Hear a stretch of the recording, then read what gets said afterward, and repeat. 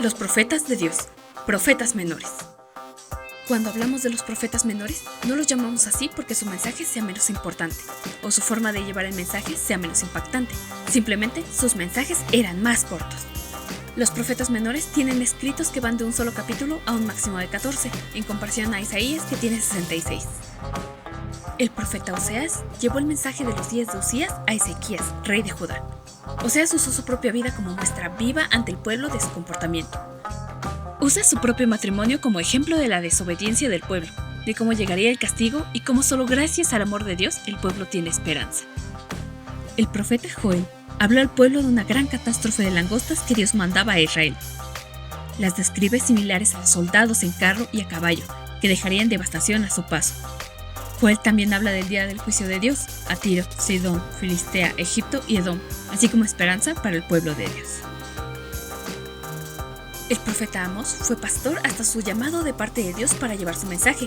Amós va dando duras críticas y anunciando el castigo, primero de las naciones vecinas de Israel y finalmente una dura crítica al pueblo más larga que todas las anteriores, por la injusticia del pueblo y por la idolatría.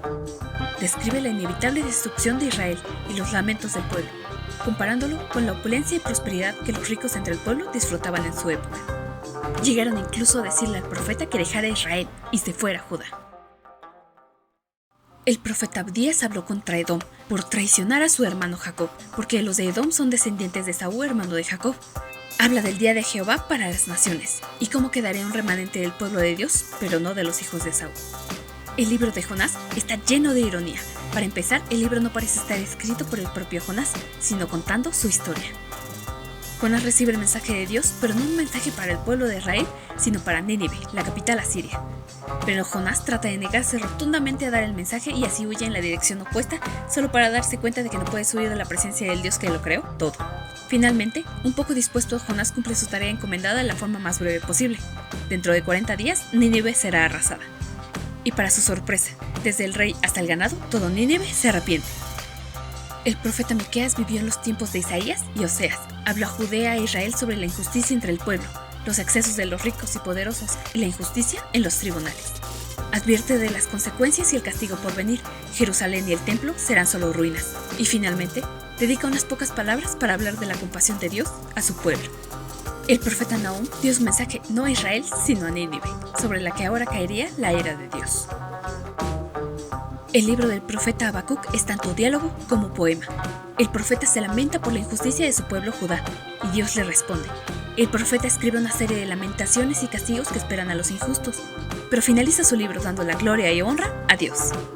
El profeta Sofonías habló al pueblo en un tiempo difícil, lleno de depravación, y su mensaje hablaba de la ira de Dios y del juicio y castigo contra Jerusalén, una ciudad rebelde y contaminada. El profeta finalmente habla de un remanente del pueblo, ahora humilde, que podrá alegrarse en la presencia de Dios. Ageo fue profeta en el tiempo de la reconstrucción de Jerusalén. Alienta al pueblo a edificar el templo, porque daban prioridad a sus propias grandes casas. También reprendió al pueblo por ofrecer sacrificios incompletos a Dios. Y finalmente, por medio del profeta, Dios bendijo a Zorobabel, gobernador de Judá. Zacarías también fue profeta durante los tiempos de la reconstrucción, y alienta al pueblo a volver a su verdadero Dios, y a la reconstrucción del templo, la adoración a Dios y el ayuno. El profeta también recibió de Dios importantes revelaciones sobre el Mesías, un justo Salvador, humilde, que llegaría montado sobre un pollino. El profeta Malaquías habló al pueblo cuando se reanudaron las actividades del templo. El profeta habla del grande amor de Dios a su pueblo, pero también reprende al pueblo y los sacerdotes por sus sacrificios inadecuados y diezmos incompletos. Nuevamente se habla del día de Jehová y se alienta a recordar la ley de Dios. Hermanos míos, tomen como ejemplo de sufrimiento y de paciencia a los profetas que hablaron en el nombre del Señor. Santiago 5:10.